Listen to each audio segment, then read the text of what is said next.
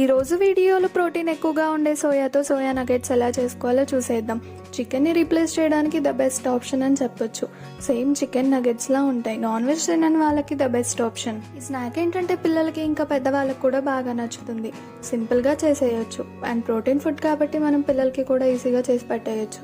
ప్రాసెస్లోకి వెళ్లే ముందు వీడియోకి ఒకసారి లైక్ చేసి ఎండ్ వరకు చూసేయండి. ఈ రెసిపీ కోసం ముందుగా ఒక బౌల్ తీసుకొని 2 cups ఆఫ్ సోయా చంక్స్ ని యాడ్ చేసుకోవాలి. మిల్ మేకర్ అని కూడా అంటారు కదా, అవి అన్నమాట. ఇప్పుడు ఇవి మునిగేంత వరకు హాట్ వాటర్ పోసుకోవాలి. ఇలా హాట్ వాటర్ వేయడం వల్ల లోపలి వరకు అబ్జర్వ్ చేసుకొని సాఫ్ట్ గా అయిపోతాయి. ఇలా ఒకసారి చెక్ చేసుకొని చూడండి, ఇంకేమైనా గట్టిగా ఉంటే కాసేపు ఉంచవచ్చు అనమాట. సాఫ్ట్ గా అయిపోయిన తర్వాత ఒక స్ట్రైనర్ లో తీసుకొని స్ట్రెయిన్ చేసుకోవాలి. వాటర్ అన్ని పోయేలాగా స్ట్రెయిన్ చేసి పక్కన పెట్టుకోవాలి. సోయాలో ఉన్న వాటర్ అంతా పిండేసి మిక్సీ జార్లో తీసుకోవాలి. అస్సలు వాటర్ ఉండకూడదు. వాటర్ ఉండడం వల్ల మరీ మెత్తగా పేస్ట్ లా అయిపోతుంది. ఇక్కడ చూపిస్తున్న విధంగా కోర్స్ గా గ్రైండ్ చేసి తీసుకోవాలి. నెక్స్ట్ ఇప్పుడు 4 to 5 పొటాటోస్ ని మిడిల్లో కట్ చేసుకొని ప్రెషర్ కుక్కర్లో వేసి 2 glasses ఆఫ్ వాటర్ వేసి బాయిల్ చేసుకోవాలి. తర్వాత పైన తొక్క తీసేసి ఈ పొటాటోస్ ని మ్యాష్ చేసి తీసి పక్కన పెట్టుకోవాలి. ఇప్పుడు ముందుగా గ్రైండ్ చేసి పెట్టుకున్న సోయాని ఒక బౌల్లో తీసుకొని ఇందులో 1 స్పూన్ ఆఫ్ కారం, టేస్ట్ కి తగినంత ఉప్పు యాడ్ చేసుకోవాలి. 1/2 spoon of garam masala, spice కి తగినన్ని పచ్చిమిర్చి, ఫ్రెష్ గా తరిగి పెట్టుకున్న కొత్తిమీర, 1 spoon of ginger garlic paste and dhaniya powder వేసుకొని మిక్స్ చేసుకోవాలి. మనం వేసుకున్న ఇంగ్రీడియంట్స్ అన్ని సోయాకి బాగా పట్టేలాగా మిక్స్ చేసుకోవాలి.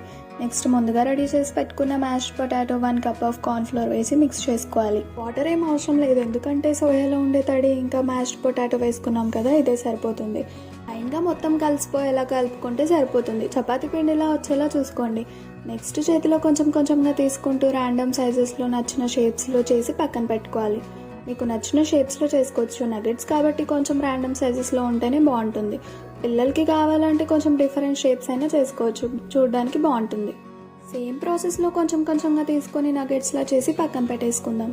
చూడడానికి సేమ్ నాన్ వెజ్ నగెట్స్ లానే ఉన్నాయి. ఇప్పుడు నగెట్స్ కోసం కోటింగ్ ప్రిపేర్ చేసుకుందాం. ఒక బౌల్లో 1/2 cup of corn flour, 1 cup of maida and 1 spoon of pepper powder వేసుకొని కొన్నిగా వాటర్ వేసుకుంటూ మిక్స్ చేసుకుందాం.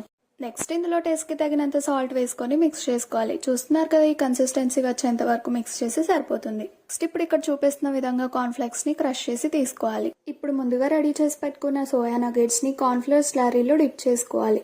ఇలా డిప్ చేసుకున్న దాన్ని ముందుగా రెడీ చేసి పెట్టుకున్న కార్న్ ఫ్లేక్స్ క్రమ్స్ లో కోట్ చేసుకోవాలి. బాగా కోట్ అయ్యేలా చూసుకోవాలి. ఇలా ఒకదాని తర్వాత ఒకటి కోట్ చేసి ఒక ప్లేట్ లో తీసి పక్కన పెట్టుకోవాలి. ఇక్కడ నేను డీప్ ఫ్రై కోసం ఆల్రెడీ ఆయిల్ ని హీట్ చేసి పెట్టుకున్నా.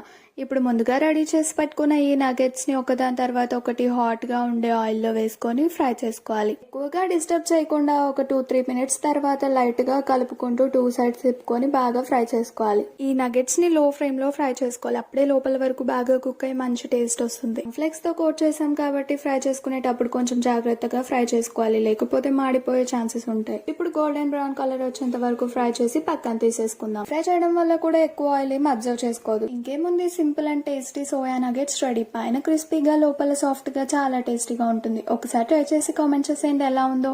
KFC స్టైల్లో ప్రోటీన్ రిచ్ ఫుడ్ తో హెల్దీగా స్నాక్ ఎలా చేసుకోవాలో చూసేసారు కదా. ఇది పిల్లలకైతే చాలా నచ్చుతుంది. ఈ వీడియో మీకు నచ్చినట్టయితే like, share and subscribe to my channel. Thank you for watching.